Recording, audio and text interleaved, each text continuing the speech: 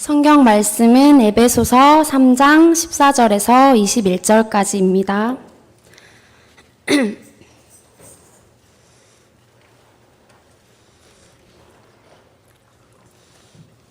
찾으셨으면 다 함께 봉독하겠습니다.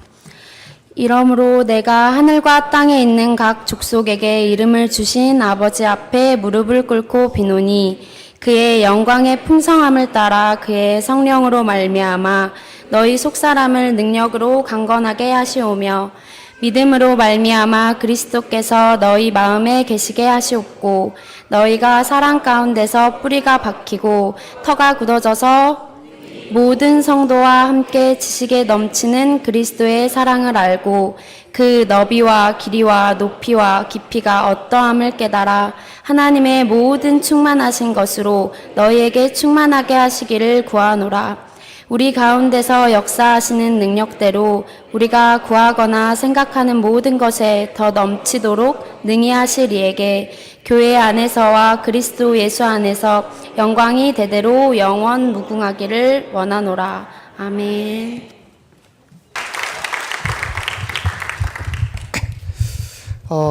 작년에 제가 이 어른들 설교를 처음 세계로교회에서 했었는데 아마 작년 이번 주로 기억을 합니다. 다시 이렇게 서게 돼서 굉장히 감사하고 또 한 1년 동안 열심히 또 공부하고 돌아오게 되었습니다. 오늘 이제 그리스도로 충만한 교회라는 제목을 가지고 말씀을 나누게 될 텐데요. 제목을 좀 정하면서 그리스도로 충만한 나로 해야 되나 그리스도로 충만한 현장으로 해야 되나라는 고민을 좀 많이 했었던 것 같습니다. 결국은 우리가 개개인이 모였을 때 교회가 되고 또 우리가 흩어지는 교회인 것처럼 진짜 우리가 그리스도로 충만해서 나의 삶과 나의 업까지 살아날 수밖에 없는 그런 응답들을 좀 누려야 될 것 같습니다. 제가 6월 첫 주에 이제 LA 집회가 있었죠. 그때 LA 집회를 가는 길에 이제 한국에서 오신 집사님을 모시고 저희 집에 내려가는 길에 고속도로에서 차가 섰어요. 예, 갑자기 퍼졌는데 이게 올라가는 길에 저는 이게 좀 차가 이상하다라는 느낌을 가지고 있었거든요. 이제 연식은 얼마 안 된 차인데 30만 킬로를 뛰다 보니까 얘가 이제 좀 문제가 조금씩 오는 거예요. 이런 걸 가지고 말씀을 듣는데 좀 이런 생각이 들더라고요. 우리 모두가 문제를 가지고 있는데 이게 드러나면 우리가 문제인 줄 자각을 하는데 드러나지 않으니까 저는 그냥 운전을 하면서 이게 조금 문제가 있구나, 고쳐야겠다라는 생각을 하고 있었는데 이런 여러 가지 문제들이 나타나게 되는 거죠. 그래서 오늘 서론으로 좀 나누고 싶은 것이 모든 사람이 개인 문제를 가지고 살아가고 있습니다. 오늘은 글자가 좀 잘 써지고 있는데 10년 동안 한글을 안 쓰다 보니까 글자가 잘 안 써지더라고요. 먼저는 첫째로 드러난 문제들이 있죠. 여러 가지 차가 퍼졌구나 이런 문제들이 있고 또 두 번째로는 나만 아는 문제들이 있는 것 같아요. 우리가 신앙생활을 하고 또 삶을 살아가면서 남들은 모르는데 나는 아는 문제, 그 문제들을 가지고 자꾸 쌓아가는 거죠. 또 세 번째로는 나도 모르는 문제들이 자꾸 찾아오게 되죠. 신앙생활하고 살아가면서 이 각인뿌리 체질이 바뀌지 않으면 끊임없이 문제가 찾아오고 어느 순간에 진짜 막을 수 없는 문제들이 계속 찾아오게 되는 것 같아요. 제가 이제 작년에 어디를 간다고 이제 택시를 타고 한국에서 가고 있는데 택시 기사님이 그러시더라고요. 어제 사고가 났다고. 그래서 무슨 일이냐고 여쭤보니까 가만히 있는데 누가 와서 박았대요. 자기는 아무 잘못도 없는데 서 있는데 뒤에서 박은 거죠.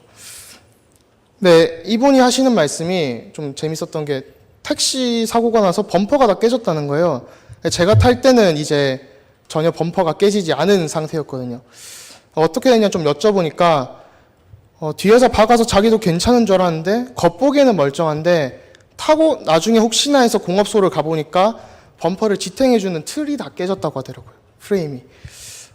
그걸 보면서 제가 좀 많은 생각을 했던 게 우리 현장에서 또 내가 살아가면서 아무런 문제 없이 살아가는 것 같은데 숨기고 있는 문제들이 현장에 너무 많은 것 같아요. 제가 미국에서 다락방을 하면서도 겉보기에 정말 멀쩡해 보이는 사람들인데도 본인만 숨기고 있는 문제들이 많은 사람들이 가지고 있죠. 근데 이게 언제 치유되냐고 할 때 말씀이 들어갈 때만 치유되는 것 같습니다. 진짜 처음에 좀 올 초에 만난 분은 여러 가지 문제들을 가지고 있는데 말씀이 들어갈 때 살아나더라고요. 그때 좀 느꼈던 게 최근에 이제 메시지 흐름 가운데 류광수 목사님께서 이런 말씀을 주시죠. 고치는 거 아니다. 고치면 한계가 온다. 살려야 된다. 진짜 우리 안에 있는 모든 거를 바꿔야 된다라고 하시죠. 그 말씀이 딱 체험이 되어지더라고요. 아, 내가 자꾸 문제를 가지고 고치고 내 힘으로 하려고 하는 게 아니라 진짜 하나님께 내어놓고 살려야 되는구나. 이런 생각을 좀 많이 하게 됐습니다.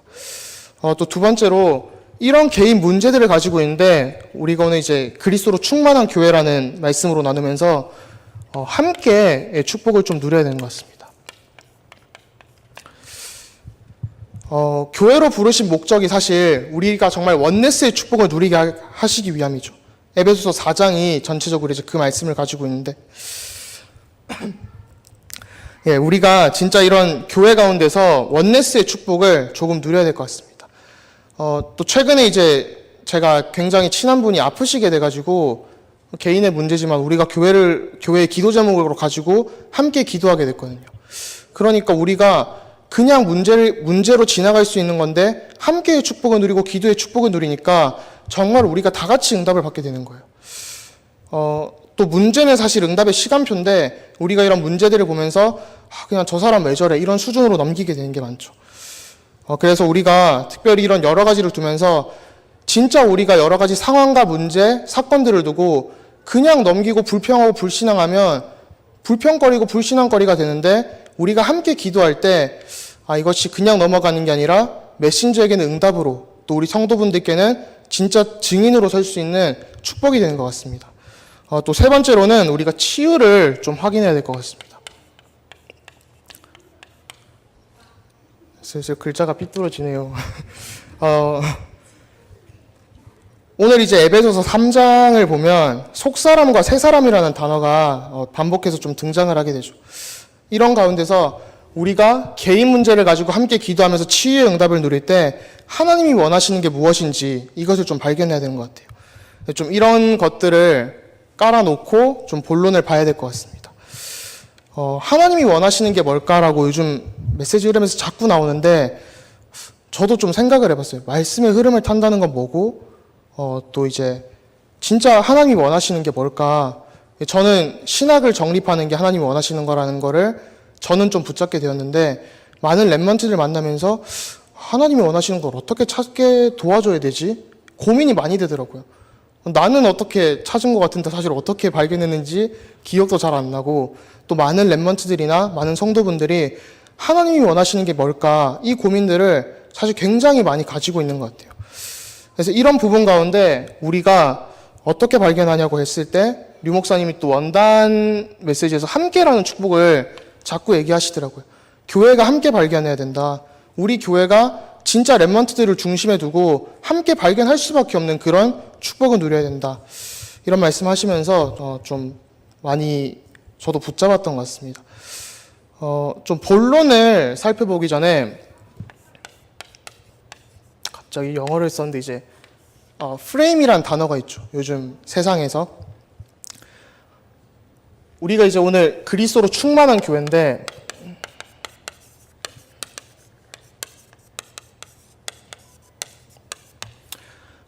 프레임이라는 단어를 두고 이번 주에 좀 여러 가지 자료를 찾아보고 책을 읽어보면서 여러분들 요즘 스마트폰으로 이 사진 많이 찍잖아요. 이게 프레임이라는 게 틀이잖아요. 한국어로는. 근데 제가 사진을 좀 이렇게 찍으면서 우리가 사진을 가지고 이렇게 뭘 담느냐, 어떤 액자를 가지고 어떤 물건을 담느냐에 따라서 또 피사체를 담는가에 따라서 완전히 사진의 구도가 바뀌게 되죠. 그러니까 프레임이라는 게 결국은 우리의 마음의 창인데 이것에 따라 모든 것이 결정되는 것 같습니다. 다른 말로 하면 각인뿌리 체질이 우리의 프레임을 구성하고 우리의 생각의 틀을 구성하고 이거에 따라서 우리가 자꾸 생각하게 되고 따라가게 되죠. 근데 이게 우리 힘으로는 절대 안 바뀌는 것 같아요. 우리 힘으로 아무리 틀을 바꿔보려고 해도 자꾸 다른 것을 담게 되고 내 수준에서 불신앙만 담게 되죠. 그래서 이것을 가지고 어떤 프레임을 가지고 무엇을 우리가 담아야 되냐. 첫 번째로는 불신앙을 좀 제거해야 될 것 같습니다.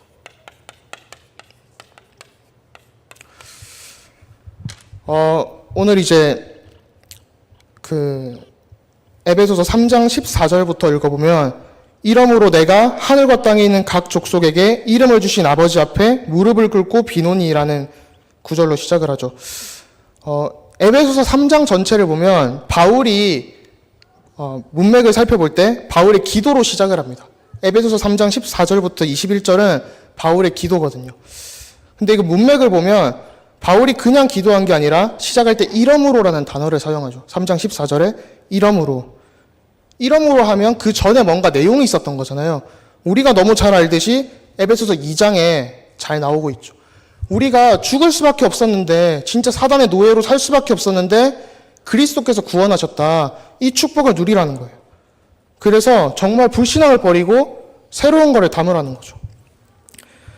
또 14절부터 15절에 보면 이러므로 내가 하늘과 땅에 있는 각 족속에게 이름을 주신 아버지 앞에 무릎을 꿇고 비노니. 여기서 이제 제가 이름이라는 단어를 보면서 뭐 이름을 이렇게 주나라는 고민을 좀 해봤었거든요. 이름이라는 게 다른 게 아니라 우리 교회를 말하는 게 바울의 의미래요. 많은 주석자들이 하는 말이 그냥 이 이름이 아니라 아담과 하와가 처음에 에덴 동산에 딱 나왔을 때 하나님이 아담에게 권세를 주시죠.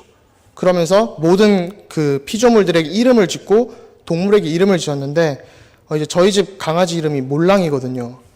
몰랑이라는 강아지한테 이제 이름을 짓듯이 이름을 짓는 권세를 주셨는데 이 권세를 회복을 하라는 거예요.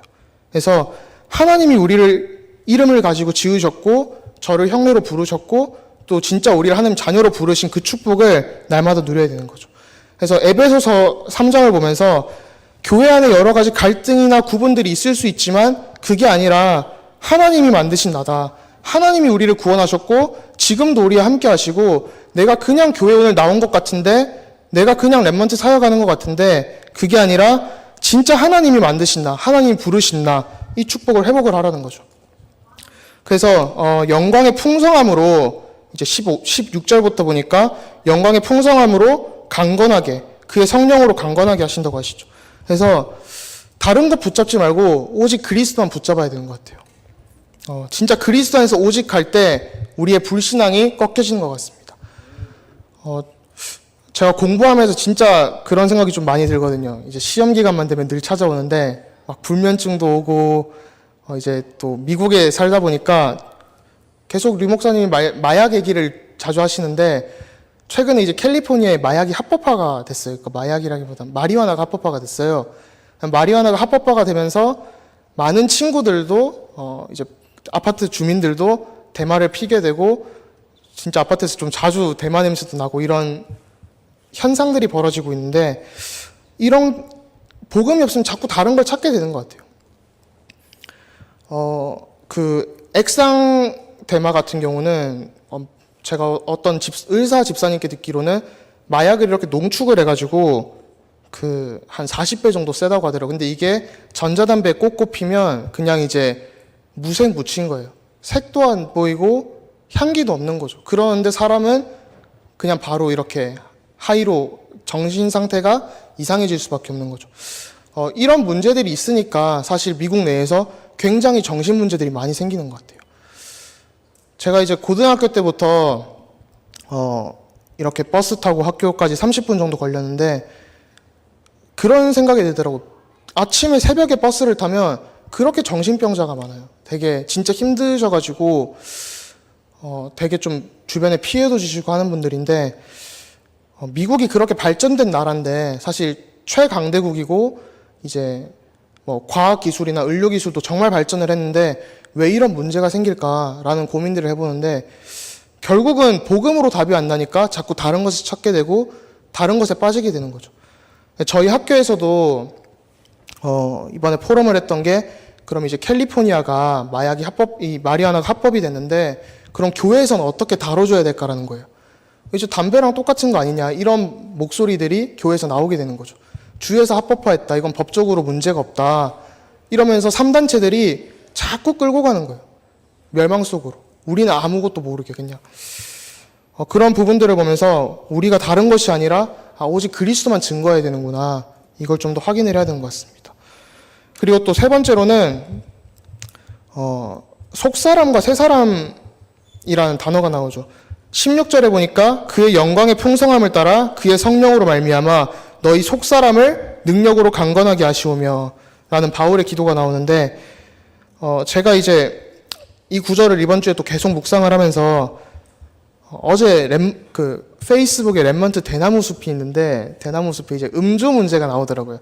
랩먼트들의 음주 문제 해가지고 제 친구가 저를 태그했다가 지웠는데 이제 그런 말이 나오는 거예요. 랩먼트들이 너무 그 페이스북이나 인스타그램이나 이런 SNS에 그 맥주는 술이 아닌 것처럼 꼭 이렇게 올린다. 우리가 좀 조심해야 되지 않냐. 이런 글들을 올리고 또 한쪽에서는 약간 비꼬는 식으로 그 복음이면 다 된다 이런 식 그러면서 이제 올린 랩먼트가 살짝 좀 아직 치유가 덜 됐다 이런 식으로 약간 얘기를 하더라고요.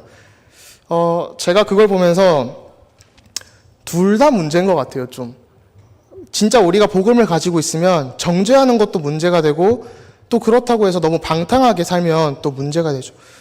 분명히 고린도전서 8장 9절에는 실족하지 않도록 우리가 조심을 해야 된다고 했거든요.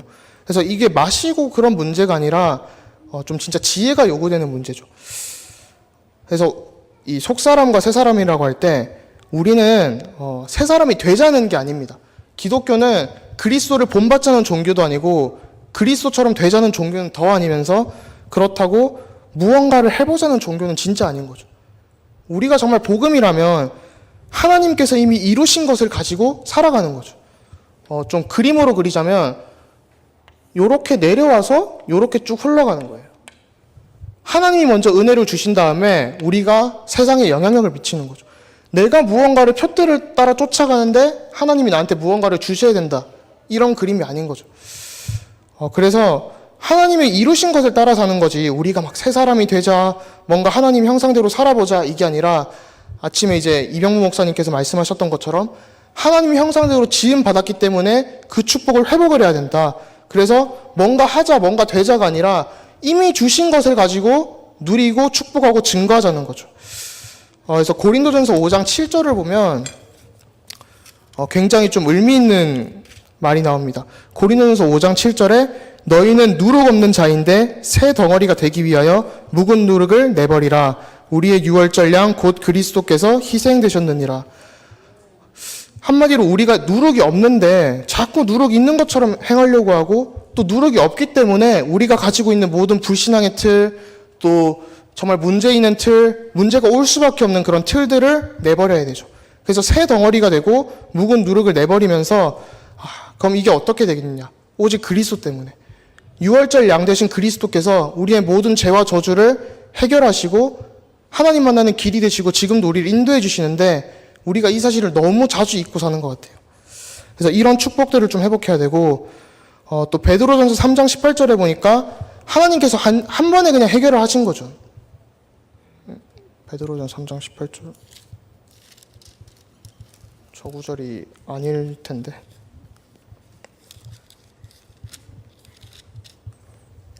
베드로는 3장 18절에 그리스도께서도 단번에 죄를 위하여 죽으사 의인으로서 불의한 자를 대신하셨으니 이는 우리를 하나님 앞으로 인도하려 하심이라. 우리 육체로는 죽임을 당하고 영으로는 살리심을 받으셨으니 3장 18절에 가장 중요한 단어가 그리스도께서도 단번에 죄를 위하여 죽으사라는 단어가 나오죠. 단번에 끝내셨는데 우리가 자꾸 하나님이 안 끝내신 것 같은데요. 이런 불신앙을 가지고 살아가는 것 같아요. 자꾸 살면서도 그리스도께서 다 이루셨다고 축복 다 줬다고 하는데 내가 뭔가를 좀 더 해야 될 것 같은데요. 로마 카톨릭과 같은 신앙생활의 수준을 가지고 살아가는 거죠. 그래서 우리가 불신앙을 꺾는 길은 또 각인뿌리 체질을 바꾸는 길은 믿음, 은혜, 성령의 역사 이거 아니고는 안 되는 것 같습니다. 정말 오직 그리스도 속으로 더 들어가야 되는 것 같아요. 이제 아까 랩먼트들의 그런 약간 음주에 대한 사상을 나누면서 우리가 불신자 수준으로 살아가서는 안 되겠죠. 불신자들이 우리를 보면서도 뭐 그리스도인 별거 다를 거 없네. 심지어는 우리보다 못하네. 이런 생각이 드는 순간 모든 전도의 문이 닥치게 되는 것 같아요. 진짜 저 친구를 보니까 뭔가 다르구나, 뭔가 있구나. 근데 알고 보니까 교회를 다니네. 알고 보니까 진짜 다락방 하는 친구네. 이렇게 우리 삶이 되어져야지. 진짜 좀 모자란 것 같은데, 진짜 좀 문제만 일으키는데 저 친구만 보면 답답하다, 이런 생각이 들면 좀 안 되겠죠. 그래서 이제 제가 미국에서 이제 신학교를 다니면서도 저는 좀 아이러니하게 아직 렘넌트 신학교를 가지 못하고 미국에서 이제 학부와 신학대학원을 다 다니고 있습니다. 다니는 중에 처음에 다락방인 걸 알고 사람들이 좀 꺼렸었거든요. 근데 같이 공부하고 하면서 사람들이 진짜 저 친구의 신앙이나 이런 게 전도 중심이구나, 이런 걸 보게 되니까 같이 포럼이 되어지는 거예요, 나중에는. 그러면서 그 친구들도 은혜 받고 다락방에 대해 인터넷에 쳐보니까 말도 안 되는 소리다, 이래가지고 이제 그 친구들도 요즘은 같이 좀 은혜 받고 매주 모여서 포럼도 하게 되고요. 진짜 우리의 삶이 하나님이 이미 주신 걸 가지고 하나님이 원하시는 방향만 붙잡으면 하나님이 인도하시는 것 같아요. 제가 랩런트들 이렇게 많이 만나면서 작년에 또 특강을 많이 하면서 좀 나눈 얘기인데, 하나님이 주신 그 언약을 조금만 붙잡고 조금만 노력을 하면 하나님이 다 하시는 걸 보게 되는 것 같아요. 이제 저희 학교에 공부 잘하는 친구들이 좀 굉장히 많거든요. 이제 상당히 많아서 처음에 많이 눌렸었는데, 학교 기록부를 학생부를 보니까 그 출신 학교가 나오더라고요. 출신 대학교가. 좀 잘못 본 줄 알았어요. 막 예일 대학교, 프린스턴 대학교, 스탠포드, 버클리, 막 UCLA 이래가지고 보통 UCLA 나오더라고요. 그래서 애들이 공부를 잘하는구나. 나는 UCLA는 그 고등학교에서 대학 갈 때 원서 넣어보지도 못한 명문대인데, 이런 생각을 했었는데, 그 친구들의 이런 공부하는 모습이나 또 신앙생활이나 여러 가지를 보면서 정말 말씀 붙잡고 달려가는 것 같아요. 본인들 나름대로 전도와 선교에 대한 뭐가 딱 붙잡히니까 달려가는 것 같아요. 친구 한 명은 얼핏 듣기로 월스트리트에서 이제 연봉 4억을 받다가 신학을 한다고 하더라고요. 그래가지고 저런 결단이 좀 힘들 텐데, 저라면 좀 힘들 것 같아요. 연봉 4억이면 한 달에 돈이 얼마씩 계산도 약간 되고, 그러니까 이게 계산이 생기니까 이게 신학은 할 게 아닌데 약간 생각도 들고, 그래서 류 목사님이 동기와 계산을 버리라고 하셨구나라는 생각도 좀 들더라고요. 진짜 우리가 말씀으로 붙잡힐 때 우리가 가지고 있던 이런 틀들, 세상이 가져다주는 프레임을 가지고 버릴 수 있는 것 같아요. 자꾸 보면 세상에서 가지고 있는 그런 생활 양식, 세상이 주는 틀을 가지고 교회 속으로 가지고 들어오려고 하거든요. 가지고 오는 게 아니라 우리가 하나님 나라라는 관점으로 세상에 영향을 끼쳐야 되는데 세상에 영향을 받게 되는 것 같아요. 이런 걸 굉장히 좀 조심을 해야 되는 것 같습니다. 그래서 또 그리스도로 충만하기 위해서 우리가 첫 번째로 이제 불신앙을 좀 버리고, 진짜 우리가 교회이기 때문에 문제들을 그냥 혼자 붙잡는 게 아니라 함께 정말 기도하면서 치유 속으로 들어가야 되는데, 두 번째로는 진짜 그리스도의 사랑을 우리가 붙잡아야 되는 것 같습니다. 그리스도의 사랑을 좀 보면 17절에 이로 말미암아 내가 주 안에서 내 사랑하고 신실한, 제가 고린도전서를 읽고 있었네요. 에베소서 4장 17절에 보니까 믿음으로 말미암아 그리스도께서 너희 마음에 계시게 하시옵고 너희가 사랑 가운데서 뿌리가 박히고 터가 굳어져서, 또 18절에 보니까 능히 모든 성도와 함께 지식이 넘치는 그리스도의 사랑을 알고, 첫 번째로 보면 이제 믿음을 마음에 두라고 하죠. 믿음으로 말미암아.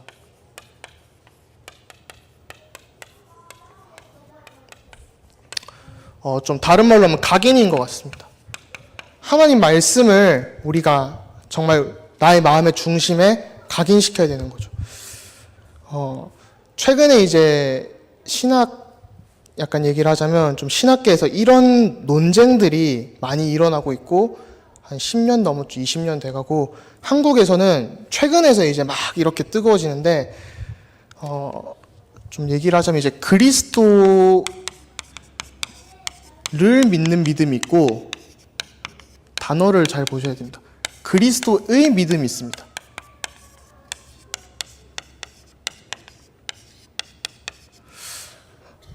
이 단어 구분이 굉장히 중요하거든요. 재밌는 게 원문으로는 똑같아요.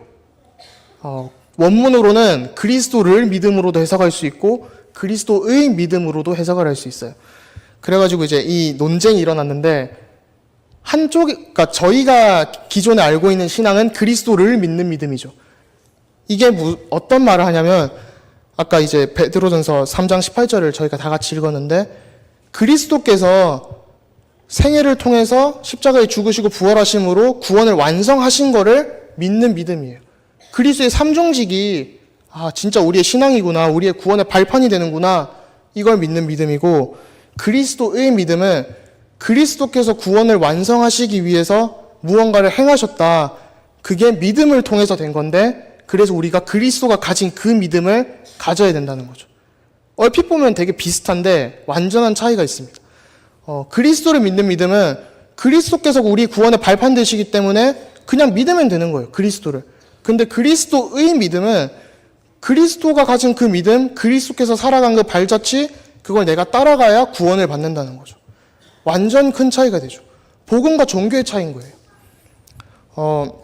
그래서 이제 17절에 보면 믿음으로 말미암아 그리스도께서 너희 마음에 계시게 하시옵고라고 표현을 하고 있는데 학자들은 어떤 학자들은 이제 얘기를 하면서 특히 이제 자유주의 진영 또 이제 여러 복음주의 신학자들 몇 명이 이 얘기를 하고 있는데 그리스도를 본받는 게 우리 신앙생활이다. 그리스도를 본받는 게 우리 구원이다. 이런 얘기를 하는 거죠. 그래서 좀 영어로 약간 표현을 하자면 리빙이랑 프로클레임이라는 걸로 논쟁이 좀 많이 됐습니다. 리빙은 이제 이걸 얘기하는 거고 프로클레임은 첫 번째 걸 얘기하는 거죠. 리빙은 내가 사는 것, 복음을 산다는 거죠. 내가 복음이라는 거예요. 그래서 나를 통해서 사람들이 구원을 받기 때문에 내가 정말 예수를 잘 믿고 예수님을 따라가야 구원이 완성되고 또 구원을 증거한다는 거죠. 근데 우리는 그 믿음이 아니라 복음을 선포한다는 거죠. 현장 가보면 사실 너무 쉬운 얘기잖아요. 우리가 현장 갈 때 내 모습 가지고 사람들이 예수님 믿고 영접할 수도 있지만 복음 전할 때 생명이 살아나고 내 힘이나 내 삶 때문에 사람이 구원을 받는 게 아니라 진짜 예수님이 딱 증거될 때 왕 선지자 제사장 이게 증거될 때 복음이 딱 증거되고 살아나는데 이 체험을 못하고 자꾸 신학에 항만 파고 있으니까 이런 현상들이 발생하게 되죠. 그래서 이제 고린도후서 4장 5절을 보면 굉장히 좀 의미 있는 말이 나옵니다. 고린도서 4장 5절에 우리는 우리를 전파하는 것이 아니라 오직 그리스도 예수의 주 되신 것과 또 예수를 위하여 우리가 너희의 종된 것을 전파함이라. 바울이 그래서 끊임없이 얘기를 하는 거죠. 우리는 복음을 사는 수준이 아니라 복음을 증거하는 거다. 그래서 하나님께서 주신 것을 가지고 증거하는 거지 또 살아가는 거지 내가 뭔가를 하자는 게 아닌 거죠. 이 부분을 놓칠 때 우리 신앙생활에 굉장히 큰 문제들이 오는 것 같아요. 만약에 우리가 복음을 살아야 되고 진짜 내가 뭔가를 함으로써 구원을 받는다면 문제 왔을 때 다 무너지겠죠. 문제 오고 여러 가지 어려움이 오면 함께의 축복도 못 누리게 되겠죠. 내가 복음을 못 누리고 있기 때문에 오는 문제가 아니라 하나님이 응답으로 주시기 때문에 오는 문제인데 우리가 잘못 알게 되는 거죠. 그래서 이 말하면 굉장히 좀 이단 같은 소리를 들을 수 있는데 우리는 복음이 아니고 우리는 전도자고 예수님은 복음이고 예수님은 전도자가 아니죠. 사실 굉장히 이단 같은 얘기인데 맞는 말이에요. 류 목사님도 가끔 쓰시는 표현이 우리는 예수 증인 아니다. 오직 예수 증인이다. 이렇게 하시죠. 예수님이 복음이시고 이 땅에 오셨기 때문에 우리가 그분을 증거하는 전도자지 예수님은 이 땅에서 계속 돌아다니시면서 제자를 세우셨지만 전도자의 모습을 본을 보이셨지 전도자는 아니시고 복음 그 자체죠. 전도자란 말은 복음을 가지고 증거하는 사람이 전도자잖아요. 그렇기 때문에 우리가 복음이 아니라 우리의 삶이 복음이 아니라 우리는 예수님을 증거하는 전도자의 축복을 받은 거죠. 그래서 또 에베소서 4장 16절 17절부터 보니까 사랑 가운데 뿌리를 내리라는 말씀을 이제 봤죠. 최근에 이제 제가 많이 오래 살진 않았지만 진짜 좀 여러 가지 힘든 상황들이 생기고 힘든 사람들을 만나면서 만날 때마다 어려움을 주는 사람들이 생기는 거예요. 저 사람 왜 저러지 싶을 정도로 자꾸 막 신경을 살짝살짝 확 긁어주면 좋겠는데 살짝살짝 꼭 긁는 사람들이 있고, 진짜 좀 왜 저러지? 이해가 안 되는 사람들이 있는 거예요. 이게 불신자면 더 그냥 그리스도의 사랑으로 품자, 전도 대상자 다 할 건데, 교회 안에 꼭 중요한 사람들이 가끔 그러면 낙심부터 되잖아요. 진짜 중요한 사람인데, 복음 가진 사람이고 하나님 자녀인데 왜 이런 상황들이 생길까라는 고민들을 하게 되죠. 그러던 중에 제가 고린도전서랑 에베소서 이렇게 쭉 읽으면서 아무리 내가 맞을 수도 있고 또 그 사람이 맞을 수도 있고 또 여러 가지 상황들이 있고 또 내가 아무리 믿음이 좋아도 그리스도의 사랑이 없으면 다 헛된 거구나라는 깨달음 하나님 주시더라고요. 우리가 그리스도의 사랑 안에 뿌리가 내려지고 그냥 말씀이 들어가는 게 아니라 내 삶 가운데 진짜 그리스도의 사랑 때문에 그 사람을 이해하고 품어주고 또 살릴 수 있게 되는 것 같습니다. 다른 게 아니라 사실 뭐 인격이 좋아서 어떤 사람을 품어주고 내 그릇이 넓어지고 이럴 수도 있겠지만 그런 수준이 아니라 그리스도의 사랑으로 되어지는 거죠. 그래서 최근에 이제 또 류 목사님도 하셨지만 제가 이제 기도를 하면서 이런 기도로 좀 시작을 하게 되더라고요. 내가 진짜 하나님 자녀인데 구원받았는데 진짜 감사하냐, 진짜 감격이 있나. 제가 좀 좋아하는 메시지 중 하나가 이제 수영로교회 집회 메시지거든요. 제가 태어날 때쯤 이제 하신 메시지 같은데, 수영로교회 메시지를 들으면서 매번 좀 은혜를 받는 게 있어요. 진짜 내가 하나님 자녀구나. 구원의 확신이 있구나. 그리스도의 믿음을 가지고 복음을 산다고 하면 구원의 확신이 있을 수가 없는데, 그리스도를 믿고 하나님께서 다 이루신 걸 보니까 구원의 확신이 생기는 거죠. 이 가운데서 진짜 내가 구원받았구나. 진짜 내가 죽을 수밖에 없었는데 구원받았구나. 근데 우리가 이 축복을 날마다 놓치게 되는 것 같아요. 그래서 진짜 불신앙의 틀, 또 진짜 감사하지 못하게 하는 모든 것을 내어버리고 깨트려야 되는 것 같아요. 아까 이제 사진 얘기를 좀 드렸는데, 제가 이제 사진 찍는 걸 좀 좋아하다 보니까 찍으면 어디서 찍어야 이게 좀 예쁘게 나오겠다, 이런 각도 이런 게 있거든요. 물론 셀카는 좀 못 찍는데 이렇게 찍다 보니까 이게 각도들이 있더라고요. 어떤 걸 담으려면 뭐 어느 정도에서 담아야 되고, 어떤 걸 담으려면 또 어느 각도에서 담아야 되고, 또 그래야 이쁘게 나오고, 그런 여러 가지 틀들이 있는데 내 틀을 진짜 복음을 담는 곳에 맞추시기 바랍니다. 진짜 불신앙 담고 다른 거 담는 게 아니라 하나님이 원하시는 걸 어떻게 담을 수 있을까? 진짜 내가 묵은 누룩을 다 버리고 정말 새 것으로 채워야 되는데 내 수준이 아니라 하나님이 하시는 걸 볼 수 있도록 좀 붙잡아야겠죠. 그래서 진짜 우리가 그리스도의 사랑 가운데 뿌리를 내리고, 또 세 번째로는 체질이 맞게 되는 것 같습니다. 제가 사실 각인뿌리 체질 이런 단어를 최대한 안 쓰려고 좀 많이 노력을 하는 편이거든요. 사실 류 목사님 설교를 이렇게 들으면서 그냥 흉내만 내는 거, 또 똑같은 흐름으로 가는 거는 저는 개인적으로 좀 저게 내 메시지가 정리가 안 될 텐데라는 생각을 좀 하면서 최대한 류 목사님 안 하시는 걸 좀 해야겠다. 이게 그러니까 반대하자는 건 아니고, 그러니까 이게 제 수준에서 아직 정리가 안 됐기 때문에 좀 안 쓰려고 노력을 많이 했는데, 성경을 딱 읽으면서 발견이 되는 게 완전 이거 각인뿌리 체질이구나. 17절 그냥 읽어보니까 완전 그런 것 같아요. 믿음으로 말미암아 그리스도께서 너희 마음에 계시게 하시었고 너희가 사랑 가운데서 뿌리가 박히고 터가 굳어져서 능히 모든 성도와 함께 지식이 넘치는 그리스도의 사랑을 알고. 진짜 우리가 고린도서 3장 16절에도 하나님의 성전이라고 했죠. 그런 성전인 것처럼 우리의 체질이 하나님의 굳은 터 안에서 성장을 하게 되는 것 같아요. 또 마태복음 16장에도 사실 신앙 고백한 이후에 하나님이 우리를 반석으로 세우시고 그 위에 음부가 이기지 못할 만큼의 권세를 주신다고 하셨는데, 이런 축복들을 우리가 너무나도 자주 놓치게 되는 것 같습니다. 그래서 또 이제 3번으로 좀 살펴보면,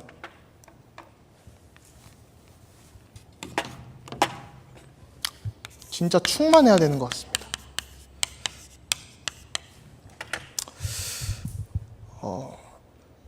하나님이 원하시는 걸로 내가 살아간다는 게 충만한 거겠죠. 최근에도 이제 어떤 랩먼트와 얘기를 하면서 이런 말을 하더라고요. 또 이제 저보다 형인데 너는 기도를 어떻게 하냐고 물어보시는 거예요. 그리고 나는 기도를 어떻게 하지라는 생각도 좀 해보고, 또 많은 랩런트들이 공부를 하는데 기도를 어떻게 하냐, 기도 속에서 공부하라고 하는데 어떻게 합니까? 라는 질문을 굉장히 많이 해요. 생각보다. 저도 좀 생각을 해보니까 나도 공부할 때 기도하고 시작하는 게 아닌데 라는 생각이 들더라고요. 그래서 좀 많이 양심이 찔렸는데, 근데 이제 기도 속에서 공부하라는 말이 기도의 행위를 하고 공부를 하라는 말이 아니라 하나님이 원하시는 걸 알고 그 안에서 내가 답이 나면서 공부를 하게 되는 거죠.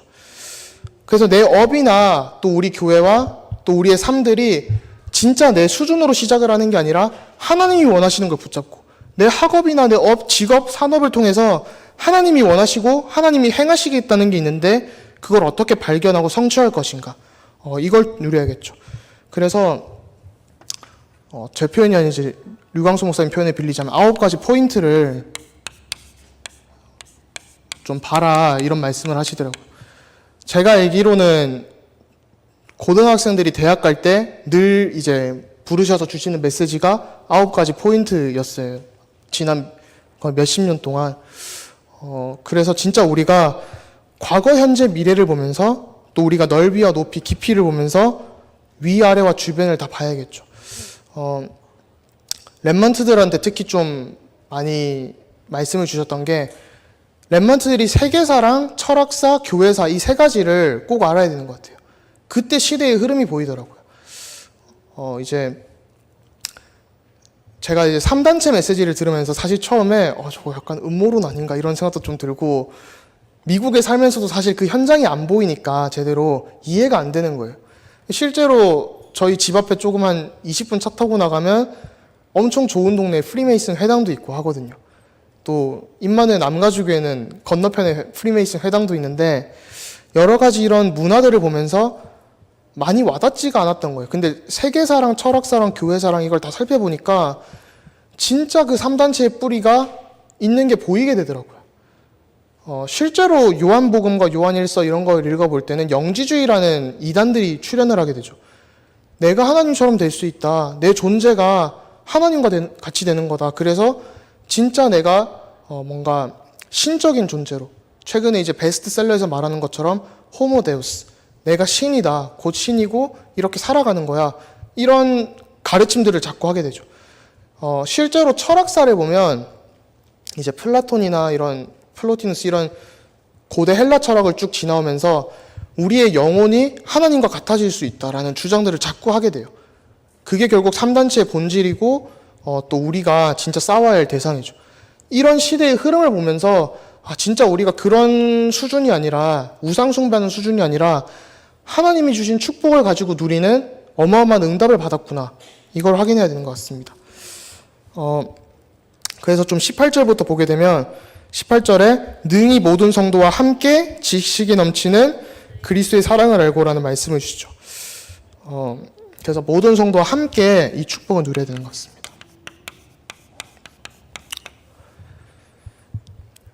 그래서 한마디로 발견을 해야 되죠. 우리 교회의 기도 제목이 되어져야 되고, 그 안에서 나의 기도 제목이 나와야 되고, 특별히 이제 우리가 JRUTC 운동을 가지고 이렇게 응답을 받아가고 있잖아요. 근데 JRUTC 운동하면서 7현장이 주어졌는데 그 7현장이 사실 나의 현장이고 우리가 달려가야 할 방향이지만 그냥 7가지 현장에 제한이 되고 국한되는 게 아닌 것 같아요.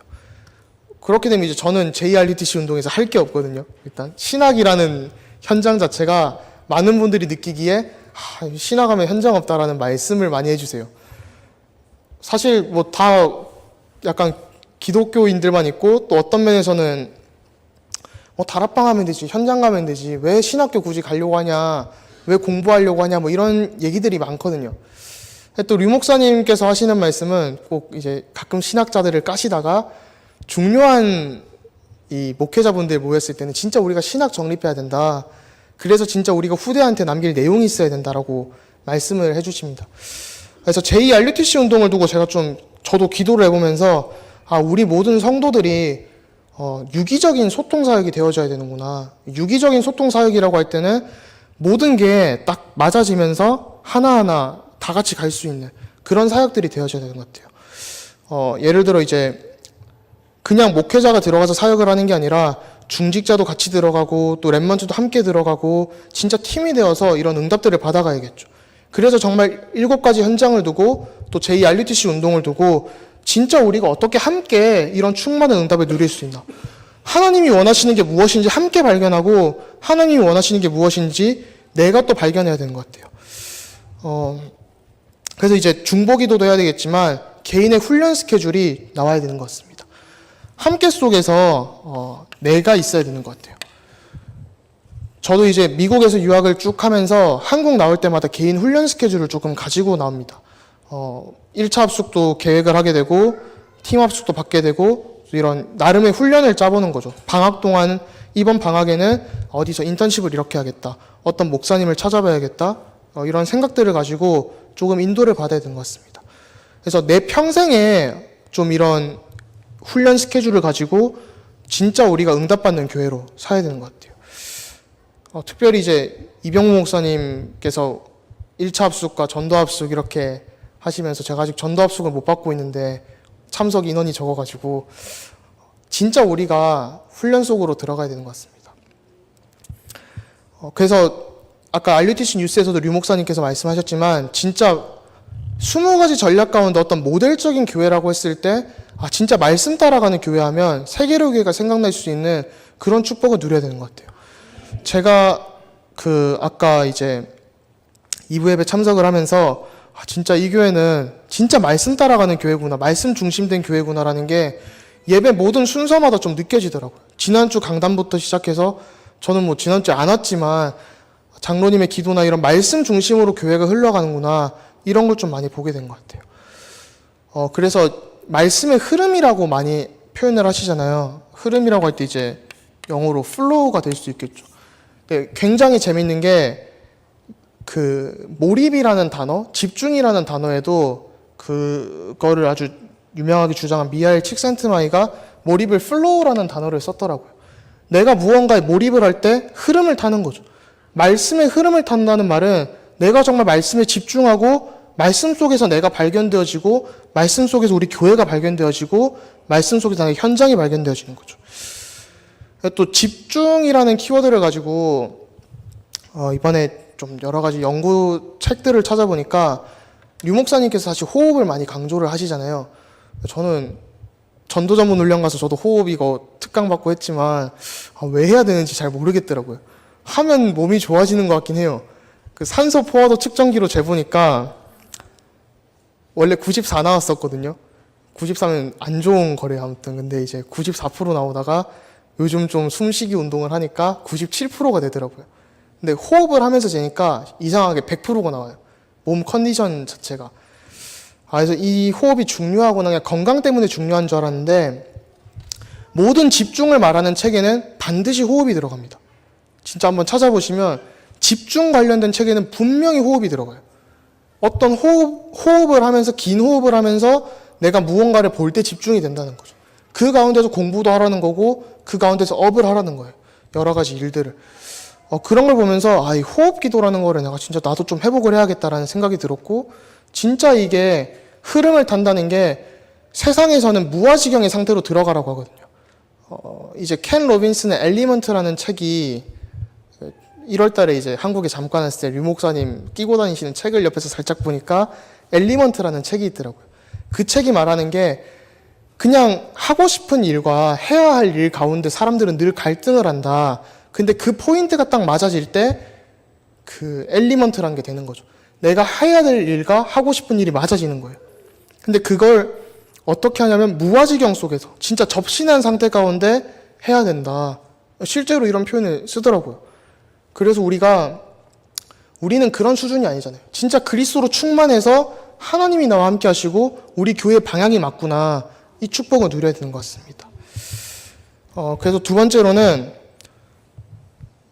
18절, 19절에 보니까 너비, 깊이 이런 게 나오죠. 높이, 깊이 이런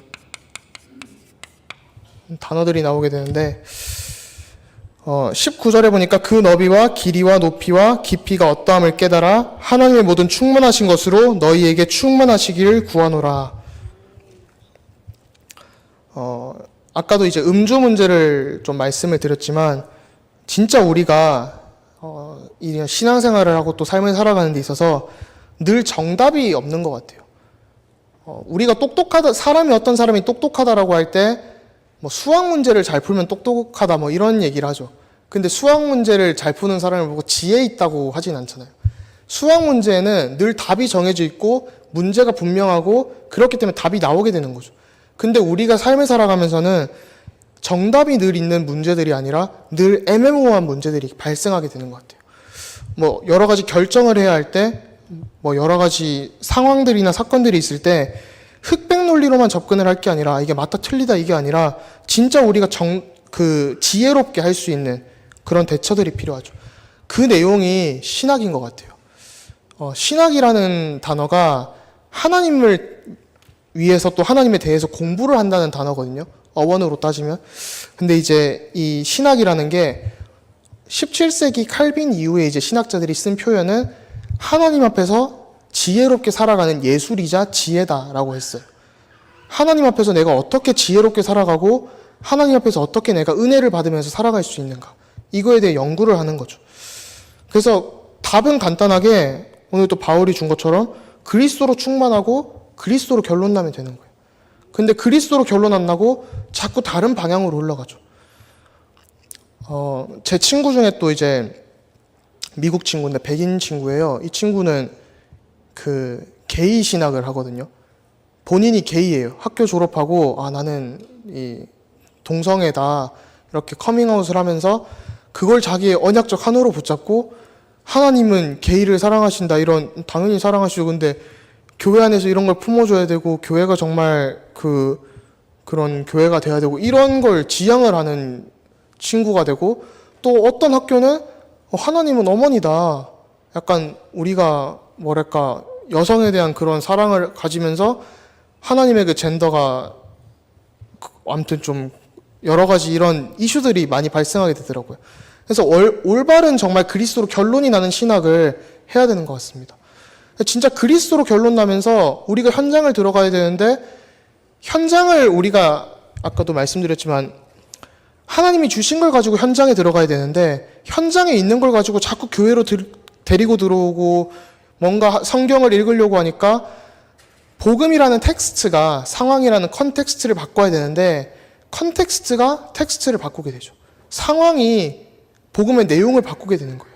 진짜 우리가 이런 시대 속에 살면서 정말 내가 우리 현장 가운데 내 현장 가운데 어떤 걸 보고 어떤 복음을 제대로 증거해 줘야 될까 진짜 이런 기도가 시작되어지는 것 같습니다.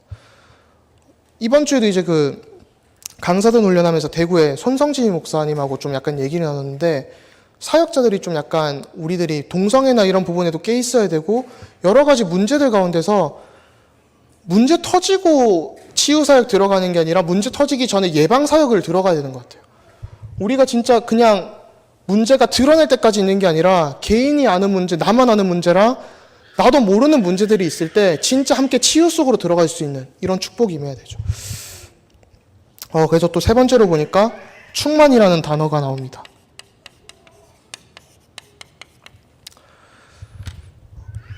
충만이라는 단어는 에베소서 3장에 계속 나오죠. 하나님의 모든 충만하신 것으로 너희에게 충만하시기를 구하노라. 또 우리 가운데 역사하시는 능력대로 우리가 구하거나 생각하는 모든 것에 넘치도록 능히 더하시리에게. 이 충만이라는 단어가 헬라어로 이제 플레오라는 단어인데 어원이 뭔가 역동적으로 차고 넘치는 거예요. 성령 충만할 때 우리가 그냥 성령 충만을 받는 게 아니라 그릇에 물이 있으면 그 물잔이 차고 넘칠 만큼 진짜 이게 기쁘고 행복하고 그런 걸로 내 삶을 통해서 진짜 하나님의 사랑이 전달되고 진짜 그리스도가 누려지는 그런 상태가 성령 충만의 상태라는 거죠. 근데 이게 또 차고 흘러넘친다, 역동적으로 차고 흘러넘친다라는 의미와 함께 뭐 한 5가지 의미가 크게 있더라고요. 그 중 하나가 목적을 이루기까지 완성을 하신다는 거예요. 하나님께서 하나님의 모든 충만하신 걸로 우리 교회와 나의 삶과 나의 업이나 나의 모든 것을 충만하시게 하시겠다는 것은 하나님의 뜻을 위해서 완성을 하신다는 거죠. 근데 그냥 하는 게 아니라 하나님께서 다 준비하시고 하나님께서 모든 충만한 걸로 너희에게 넘쳐 더할 건데 그냥 받기만 하면 된다는 거예요. 그래서 진짜 우리의 마음 상태만 준비가 되면 되는 거죠. 그래서 좀 간단하게 얘기하면 그리스도께 붙잡히면 되는 거예요. 요한복음 10장에 내 양은 내 목소리를 안다고 예수님이 말씀하셨죠. 우리가 그리스도의 말씀을 듣고 살아나는 게 진짜 우리가 구원받았다는 거죠. 근데 그 구원을 아무도 채갈 수 없게 하나님의 능한 오른손으로 붙잡고 있다고 요한복음 10장 28절과 로마서 8장에서 얘기하고 있죠. 그 어떤 것도 그리스도의 사랑에서 우리를 뺏어갈 수 없는데 자꾸 우리가 신앙생활 하면서 구원 못 받은 것 같은데요. 이런 생각도 하고 또 그냥 살아가면서 내가 좀 더 경건하게 살아야 복음이 증거될 것 같은데요. 이런 착각들을 하게 되죠. 이런 착각의 틀도 다 깨야 되는 것 같습니다.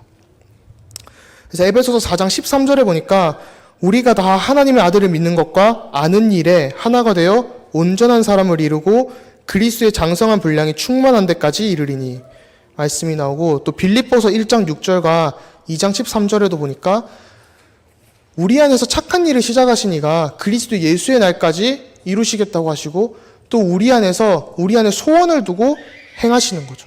그래서 하나님이 원하시는 거는 다른 말로 하면 진짜 나를 찾는 거예요. 하나님이 원하시는 내가 발견될 때 나의 현장이 발견되고 그 현장 가운데서 교회가 함께 응답을 누리게 되죠. 그래서 우리가 정말 그리스도로 충만한 교회가 돼야 되는데 진짜 우리가 이런 불신앙의 틀들을 깨버리고 나만 아는 문제가 아니라 정말 함께 기도 속으로 들어가서 응답받을 수 있는 교회.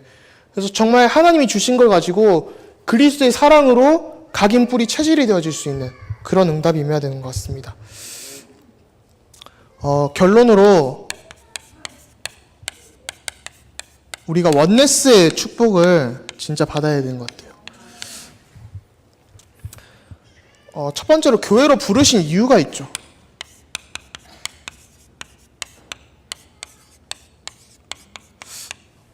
많은 교회에서 이제 얘기를 하기를 에클레시아라는 그 어원이 하나님이 원하시는 자들을 선별해서 부르셨다라는 단어를 쓰죠. 근데 우리가 이 신앙생활을 하면서 자꾸 착각을 하는 게 우리는 구별된 거지 세상하고 분리된 게 아니거든요.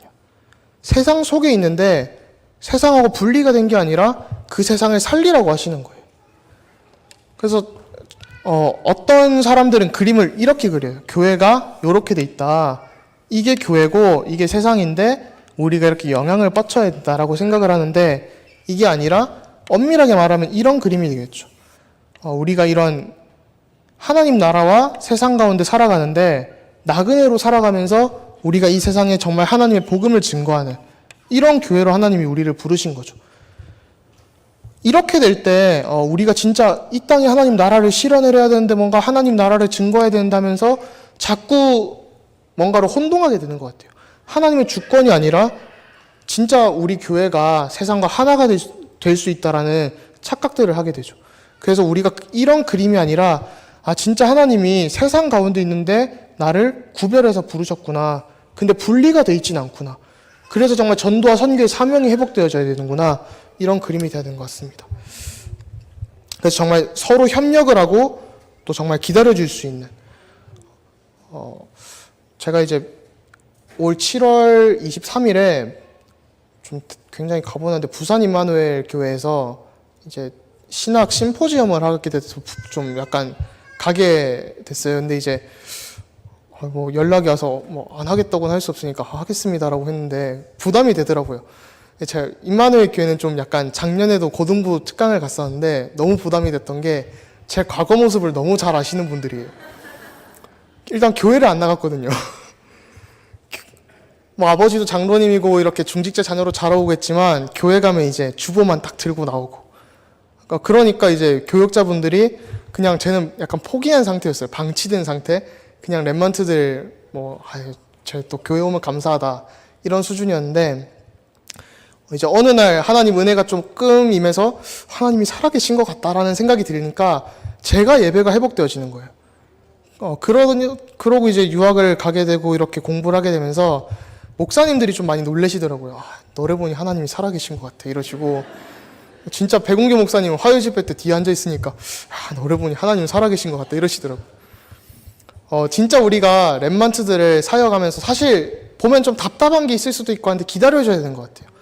진짜 좀 교회 주변에 보면서도 저 사람 왜 저럴까 하고 진짜 하는 게 아니라 기도 속에 들어갈 때 우리가 다 같이 살아낼 수밖에 없는 것 같습니다.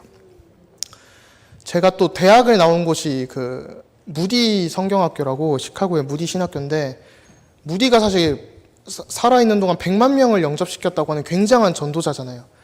우리가 그러면 무디가 정말 배운 건 없었는데 굉장한 사람이구나 이렇게 인식을 하겠죠. 근데 무디는 교사 킴벌의 헌신을 통해서 이렇게 됐다고 교사 헌신 예배 때 자주 예화가 나오는데, 제가 또 무디의 주일학교로 논문을 한 편 썼었거든요. 근데 이제 무디가 주일학교의 그 교사의 헌신을 본 게 아니라 아무도 자기 주변에서 막 다들 놀리고 너 글자도 못 읽는다 이렇게 하는 무디한테 가서 성경을 읽어준 거예요. 그러니까 그 성경 봉독 시간에 애가 성경도 없이 그냥 앉아있고 막 멍 때리고 있으니까 성경을 이렇게 읽어줬는데 무디가 감동을 받은 거죠. 진짜 나 같은 사람한테 이렇게 성경을 읽어주는 저 교사 선생님은 누구며 저 교사 선생님이 그토록 사랑하는 그리스도는 누굴까? 이 모습을 보면서 무디가 감동을 받고 예배가 회복되어지고 그러면서 이제 엄청난 시카고의 부흥이 일어나게 되죠. 그래서 미국 전역에 또 전 세계에 영향을 끼치고 그 축복 때문에 사실 이렇게 우리가 또 누리게 되죠. 통계상으로 무디 신학교에서 이게 19세기, 20세기 이렇게 20세기 초까지 파송한 미국에서 파송한 선교사의 절반이 무디 신학교 출신이라고 하고요. 또 이제 저는 대학을 공짜로 다녔는데 무디 성경학교는 입학하면 4년 동안 학비를 다 내줍니다. 학생들한테. 그만큼 이제 그게 왜 가능하냐면 그런 선교사를 키우고 싶은 사람들이 후원을 하는 거예요. 또 무디가 그 보냈던 선교사들에게 감동을 받았던 그런 사람들이 진짜 나의 일생을 선교사 키우는데 쓰고 싶다라고 해가지고 학생이 풀타임만 1600명 정도 되고 다 해서 한 4000명 되거든요. 그 사람들의 1년 학비를 다 내줄 수 있을 정도로 학교 재정이. 그런 축복들이 진짜 우리가 전도 선교 회복할 때 우리 교회와 또 RTS와 우리 단체도 시작되지 않겠나, 이런 생각이 좀 많이 들더라고요. 그래서 진짜 우리가 조금만 랩런트들을 마음에 담고 기도하면 되는 것 같습니다. 또 두 번째로는 저희가 종교개혁 500주년인데 올해가 요한 칼빈에 대한 얘기를 많이 듣게 되죠. 근데 칼빈에 대해서 칼빈은 이름만 많이 들어봤지 칼빈이 무슨 생각을 가졌는지 우리가 귀를 많이 안 기울여요, 사실. 근데 칼빈이 주장한 교회론 중에 하나가 전투하는 교회와 승리하는 교회입니다. 이게 이제 장로교 신학, 개혁주의 신학의 핵심 사상 중 하나죠. 전투하는 교회와 승리하는 교회라고 했을 때 우리가 이미 승리했는데 아직은 전투 중이라는 거예요.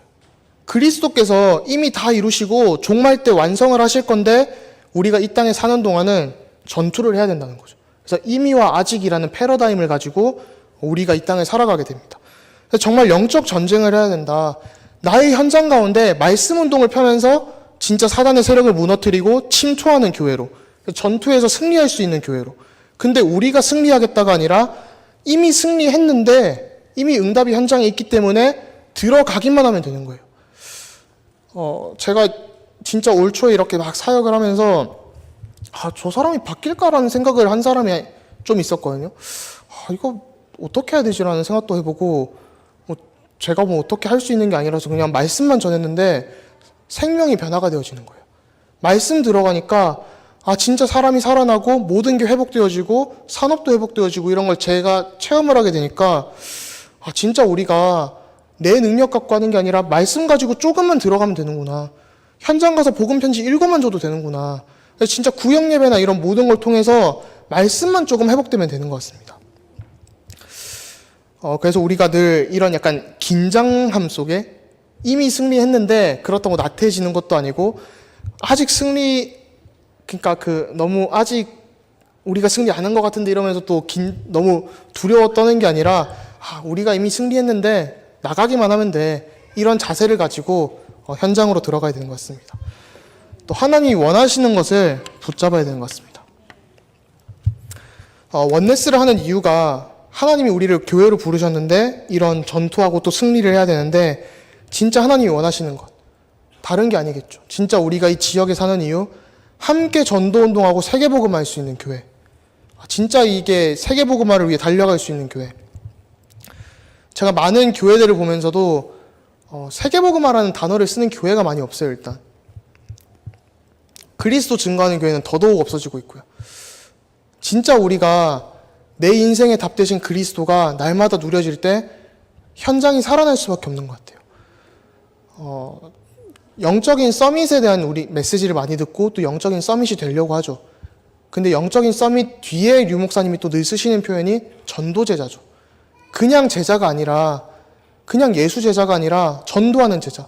하나님과 전도자 눈물이 통하는 제자가 되라. 목사님과 정말 눈물이 통하고 목사님과 여러 가지 말씀들이 통하고 기도 제목이 통하는 그런 제자가 되야 되는 것 같습니다. 그래서 끝으로 좀 보면 함께 전도운동하고 하나님이 원하시는 교회가 된다는 게 그리스도께서 이미 주신 축복을 가지고 충만하게 하나님이 원하시는 그 포인트까지 이루어 가시는데 우리가 어떻게 해야 되는지를 좀 살펴봐야 되는 것 같아요. 제일 중요한 게 교회 분위기인 것 같습니다. 교회 분위기가 제가 오늘 너무 좋다고 느꼈던 게 말씀 중심으로 흘러가야 되는 것 같아요. 제가 이제 조직신학을 전공하면서 그 안에 여러 파트들이 7개 정도 있는데 크게는 7개 중에 제일 첫 번째인 신학 서론, 방법론에 대한 연구를 하거든요. 신학을 어떻게 이렇게 연구를 해야 되냐, 무엇이 신학이냐고 할 때 간단하게 얘기하면 저는 성경이 하나님의 다들 드라마 좋아하시는지 모르겠는데 전 드라마 굉장히 좋아하거든요. 시험 기간에도 옆에 틀어놓고 이제 공부를 하는데 요즘 드라마를 좀 못 봐서 밀렸어요. 아무튼 그래서 하나님이 이렇게 대본을 가지고 드라마를 써가시는 것 같아요. 그게 신학이거든요. 사실 우리 신앙생활이고. 그래서 성부 하나님이 대본 작가시고 우리는 배운 거죠.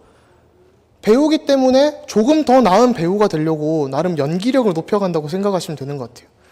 그래서 이런 삶을 살아가는데 이런 신학 방법론들 중에서 아무튼 하나님의 구원 드라마를 우리가 써가는구나. 하나님이 우리를 통해서 진짜 멋진 드라마 한 편 찍고 계시는구나라고 생각을 하시면 되는 것 같아요. 그러면서 그 신학과 또 교회 분위기가 결국 우리가 가지고 있는 그 믿고 있는 신앙들 있죠. 교리들. 우리가 믿는 신앙, 예수가 그리스도시구나, 불신자 6가지 상태, 이런 교리들이 교육으로 되는 것도 있지만 교육 이전에 교회 분위기로 가장 많이 됩니다. 예일대학교에서 이제 이 부분을 가장 강조를 한 학자들이 있는데 결국 교회에서 포럼을 하고 말씀 분위기를 가지고 방향을 가지고 갈 때 우리가 훈련받고 바뀌는 것도 있지만 가장 각인이 바뀌는 최고의 방법은 교회 분위기인 것 같아요. 우리가 어릴 때부터 신앙생활을 하면서 봐왔는데 우리 위에 장로님, 권사님, 집사님, 목사님이 세계복음화라는 단어를 그렇게 쓰시면서 달려나가는구나. 저는 임마누엘 교회에서 이제 94년부터 있었지만 거의 뭐 모태신앙이지만 사실 초창기 그런 뜨거움은 잘 모르잖아요. 저는 초창기에 그 어른들이 하셨던 거는 뭐 지금 메시지 들으니까 알지만 똑같이 못 누리겠죠. 근데 한 가지 기억에 남는 게 있어요. 그렇게 밤에 그렇게 모이시고 기도하시고 하던 모습이 제일 기억에 남고요. 진짜 예수 생명, 예수 능력이라는 단어를 강조하시면서 현장으로 들어가신 게 가장 기억에 남더라고요. 그런 것처럼 진짜 우리 후대들이 또 교회가 말씀으로 각인된다는 거는 교회의 영적인 분위기, 교회 훈련 분위기, 교회가 진짜 붙잡고 기도하는 방향, 또 그런 포럼들 속에서 이루어지는 것 같습니다. 그래서 예수님이 하신 사역 중 가장 큰 것이 함께 있으셨죠.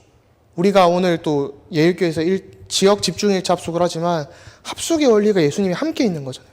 아까 우리 일부 예배 때도 예수님이 마가복음 3장 13절에서 15절 얘기하시면서 우리를 부르시고 함께 있고 또 보내서 전도도 하며 귀신을 내어주는 권세도 주셨는데 그런 함께의 축복 가운데 예수님이 본을 보이셨죠.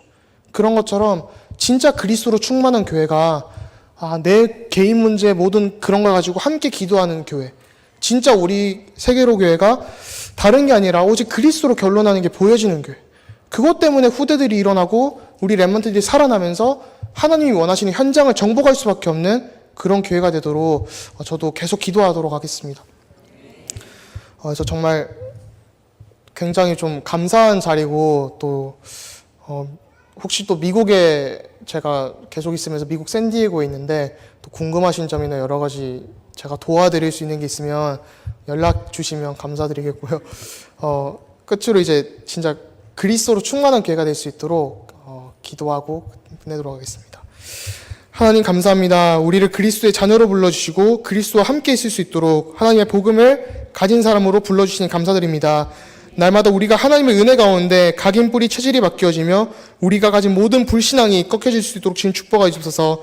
가지고 있는 모든 문제들이 또한 우리의 고민들이 하나님 앞에 연락될 수 있도록 주님 축복하시고 방해하는 모든 흑암의 세력이 권세 있는 주 예수 그리스도 이름 앞에 결박되도록 주님 축복하시사 우리 가는 현장마다 하나님의 나라가 임할 수 있도록 주님 축복하여 주옵소서.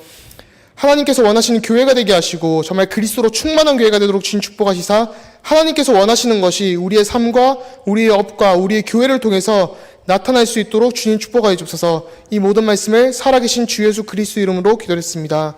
아멘. 주 예수 그리스도의 은혜와 하나님의 사랑과 성령의 감동 감화 충만하심이 전 세계 신학계를 살리고 또 복음으로 교계를 살리고 세계복음화에 쓰임받기 원하는 우리 조형래 전도사와 그 가정 가문, 우리 교회 찬양팀, 모든 렘넌트, 모든 사명자들 위해 영원토록 함께 계실지어다. 아멘.